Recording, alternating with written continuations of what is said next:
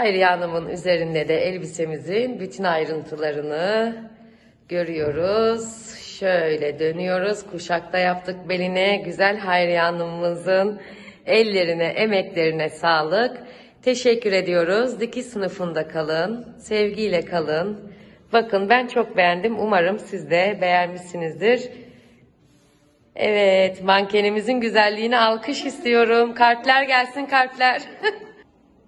Herkese merhaba dikiş sınıfından ve Hayriye Hanım'dan. Biz Hayriye Hanım'la çok güzel bir elbise diktik. Elbisemizi hemen şöyle gösterelim.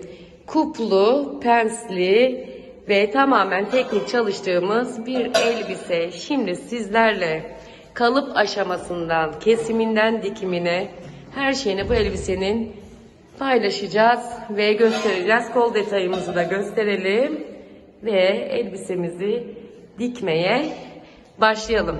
Hayriye Hanım kolay gelsin. Kalıp ve kumaş bilgisiyle şimdi başlayalım. 2019 Şubat sayısı Burada dergisinden bu elbisenin kalıbını bize Hayriye Hanım çıkardı. Kumaşımız da siyah fakat şöyle hafif jakarlı. Yani siyahlar kamerada çok iyi çıkmıyor biliyorsunuz. Bir kumaş çok da güzel olduğunu düşünüyorum. Bu elbiseye çok uygun olacağını düşünüyorum. Birçok elbise kalıbı yerleştirme videomuz var. Onlarda biz size kumaş yerleştirme ve kesimini çok anlattık. Onların linklerini aşağıya bırakacağım. Uzun uzun tekrar bir kumaş yerleştirme ve kalıp videosu yapmayacağım bunda ama bildiğiniz üzere düz boy ipliklerine, kumaş katına, tekrar düz boy ipliklerine, kumaşta uzatacağız boylara, onlara dikkat ediyoruz, bakıyoruz. Bu elbisenin sadece boyunu uzatacağız. Burada da arka ortasında bele oturan bir model olduğu için düz boy ipliğini çizdik. Arkaya böyle tam düz gelmiyor, onu bilin. Kumaş önerisi olarak pamuklu ya da sentetik katkılı elbise kumaşı, orijinal kumaş dergide jakar astar kullanılmış ve 1.40 kumaşın eninden 1.70-1.75 boyunda kumaş istenmiş. Tabii sizin elbiseniz boyu uzadıkça metrajımız da artacaktır. Dergideki modelimizi de şöyle yakından size bir göstermiş olalım. 106 numaralı model. Hayriye Hanım'ın kumaşı da 1.90 ölçüsündeymiş. Ben dikiyor olsam bu elbise 1.5 metreden de bana çıkıyor. Çünkü boylar bende genelde kısa oluyor. Kısa kullanıyorum. 44 beden kesiyoruz şu an. Kalıbı biraz genişleteceğiz. Bütün işaretlerimizi aldıktan sonra şimdi kesmeye başlıyoruz hayırlısı ile. Bir de tabii gene Hayriye Hanım eşlik ediyor bu çalışmamızda. Makine seslerimizin kusuruna bakmayın. Bir yandan da derslerimiz devam ettiği için biraz gürültülü videolar oluyor ama siz amacımı zaten biliyorsunuz ve ne amaçla burada olduğunuzu da biz biliyoruz. Kestiğimiz her parça kumaşın üzerine de yazmış ki karıştırmamak için kuplarımızı da orada biraz genişlettik. Şimdi bu işlemden sonra overlocklarımız çekilecek ve elbisemizi dikmeye başlayacağız. Şimdi Hayriye Hanım işaret yerlerini ve bol yerlerini alıyor ve pensini kapatıyor. İlk önce elbisenin pensleri kapatılacak. İlk işlem basamağımızda bu var. Şimdi bunu sonuna kadar dikecek. Bir oradan alıyor, bir buradan. Bu farklı bir pens kapatma tekniği. Size de gösterelim. Çok da kolay ve pratik oluyor. Şimdi bitirdi. Bakınız. Pensini kapatacak. Yalnız sana bir sürprizim var. Tabii. Yüzünden yaptın. Bunu tersinden yapmıştım. Olsun. Sökecek şimdi. Olabilir. Bizim işte böyle şeyler oluyor. Yapana kadar da sesini çıkartmayan gaddar hocalar sınıfında. Şey nerede? Diğerini gösterir misin? Aslında şu tarafa yapacaktı. Kendisi de şu an gülüyor. İşte gözlerden. Bir de bana insan söylemez mi? Dedim o kadar hevesle yapıyordun ki bozamadım. Pens dikişlerimiz, teyellerimiz daha doğrusu bitti. Şimdi overlock ayarlarımıza geçiyoruz. Evet. Overlocklarımız çekildi. Penslerimiz kapatıldı. Şimdi ön bedenin yan kuplarını birleştirmekle başlıyoruz. Elbiseyi bu şekilde koyuyoruz. Önün bir parçasını, yan kupunu da nasıl yerleştireceğimizi öyle şöyle bir koyalım ilk önce. Şöyle. Şimdi bu ön parçaya bu iki yan kup iğnelenecek ve terlenecek. Şu şekilde yüzü yüzüne kapatacağız ve iğneleyeceğiz. Arka bedenimizde de şu arka ortası birleşecek şuradan. Burada bir düğme açıklığı verebiliriz bedene. Buraya arka yan kup, buraya da arka yan kup gelecek şekilde onu bir yerleştireceğiz gene. Böyle koyduk rahat görün diye. Bu kup buraya. Şimdi Hayriye Hanım iğnelerken size göstereceğim. İğneleri yatay takacağız. Bunları birleştirirken üstten alta doğru yapıyoruz. İlk önce kol altını yatay iğneliyoruz. Daha sonra işaretlerini gelecek şekilde elimizde döndüre döndüre iğneleyeceğiz. Elimize hafif bir yükseklik veriyoruz gördüğünüz gibi. Masanın üzerinde çalışıyoruz. Kup yerleştirirken ve başka bir şey iğnelerken asla kucağımızda yapmıyoruz. Bütününü görmemiz gerekiyor yaptığımız işin. Şimdi Hayriye Hanım kuplarımızı yerleştirsin. İğneli hallerini bir görelim. Özellikle böyle kumaşlarda, kuplu modellerde, girintili çıkıntılı modellerde lütfen direkt iğnelemeden üst üste getirip parçaları makineye koyup dikmeyin. Benden size söylüyorum, tavsiye. Mutlaka iğneleyin, çıt işaretlerini denk getirin. Evet, kuplu bir elbiseniz oluyor ama hiçbir şeye benzemiyor. Kusura bakmayın, bu konuda da sizi eleştireceğim. Bakınız, bu bir sanattır, bu bir eğitimdir. Bu bir güzelliktir. İğneleyip, teyelleyip, kupları denk getirip, hatta teyelliyken bir kez giyip, kupları kendi vücudumuza provayla oturtup yapmamız gerekiyor. Kup dikimiyle ilgili yeterli atarlanmalarımı da yaptıktan sonra dikişimize devam edebiliriz. Ama söylediğim şeyler çok önemli. Lütfen dikkate alın. Her şeyi dikebilirsiniz ama güzel dikmek ayrı bir şeydir. Önün ve arkanın kupları oldu. Şimdi yan dikişleri teyelleyeceğiz ve biz bunu Hayriye Hanım'a giydirip bir üzerine nasıl durmuş ona bakacağız. Şimdi biz bunu Hayriye Hanım'a giydirdik. Kuplarını üzerinde provasını aldık. Arka ortasına belinde biraz gireceğiz.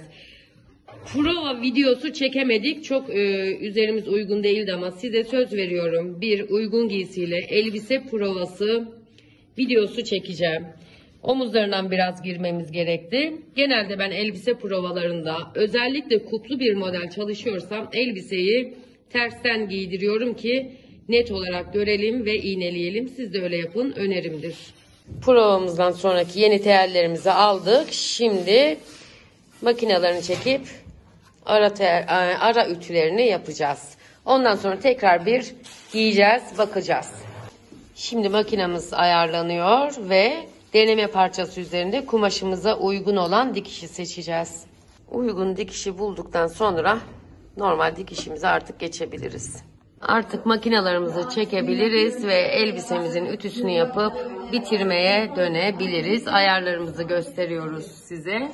Bu kumaş içinde makine ayarlarımız bunlar. Şimdi ne yapıyor?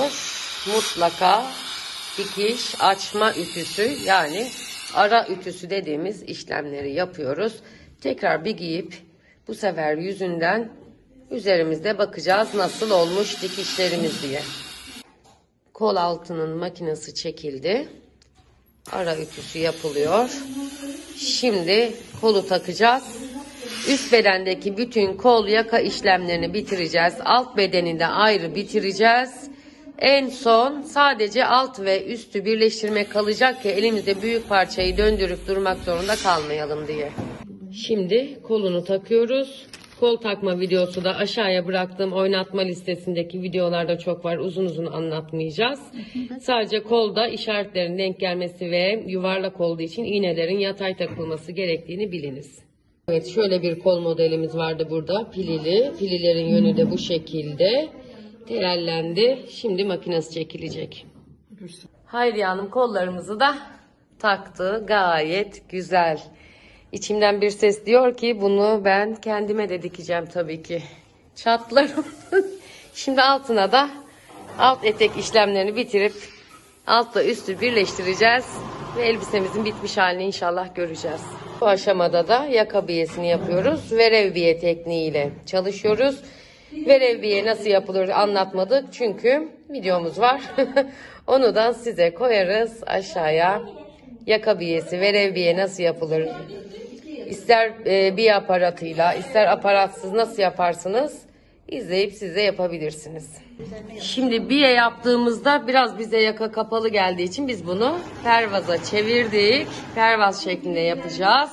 Kollarımızı bitirdik. Penslerimizi bitirdik.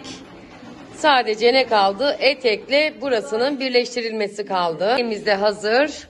Penslerini kapattık. Yan dikişlerini. 2 tane yan dikiş ve penslerimiz vardı. Yaptık. Ara ütülerini yaptık. Şimdi elbisemizi bağlayalım artık. Alt etekle üst eteği birleştirdik. Neye dikkat ediyoruz? Buradaki kupumuzun devamında alttaki pensin çizgisi denk gelmesi gerekiyor. Bu 1. Yan dikişte denk gelmesi gerekiyor. Bu 2. Arka belendeki kupla arka elbisedeki pens çizgisinin denk gelmesi gerekiyor. Kaç oldu bilmiyorum. Arka ortasıyla arka ortasının ve bu çizgilerin denk gelmesi gerekiyor. Burada da aynı şekilde denk gelmiş. Kontrolümüzü yapıyoruz ve şimdi bel çizgimizden elbisemizi dikebiliriz. Şöyle uzaktan göstermek istiyorum. Elbiseyi gayet güzel dökümü ve tuşesi var. Bitmiş halini paylaşmak için de sabırsızlanıyorum açıkçası. Yakanın, belin ara ütüleri de yapılıyor. Geriye kol ağızları ve etek ucumuz kaldı. Kumaş özelliğimizden dolayı Hristo ile yapmayı düşünüyoruz. Temiz bir dikiş olsun istiyoruz. Spor dikişler görmek istemiyoruz bu elbisede. Dikişimizin yüzünün güzelliği kadar tersinin de güzelliğine bakmanızı istiyorum. Ve gene tekrar ediyorum ki teknik çalışma işimizi güzel gösterir. İçini eğer beğenmiyorsanız dışını beğenmeseniz de olur artık diye son işlemlerimizi tamamlayalım. Bitirelim. Bakın hiçbir yerinde ip yok. Hepsini temizlemiş. Overlock ipi sarkmıyor. Orası burası pis değil. Tertemiz bir elbise içi. Tersini bile giyseniz olur. Son kontrollerimizi yapıyoruz. Belki bu haliyle de yükleyebilirim. Çünkü dersimiz ve günümüz bitiyor. Hayriye Hanım da haftaya torunlarının yanına gideceği için geç kalmak istemiyoruz yüklemekte ama sadece ne kaldı? İşte burayı kıvıracağız. Etek ucunu kıvıracağız. Şöyle genel görüntüsünü size elbisemizin gösterelim. Bir günde inşallah Hayriye Hanım'ın üzerinde görürsünüz. Çok beğendik. Kalıbı da elbiseyi de kalıp bize hiç sorun çıkarmadı. Gayet güzel, düzgün, tertemiz bir elbisemiz oldu. Hayriye Hanım, teşekkür ediyoruz. Sağ olasın. Çok emek veriyor. Kendisine de, işine de çok özen gösteriyor. Sağ olasın, var olasın.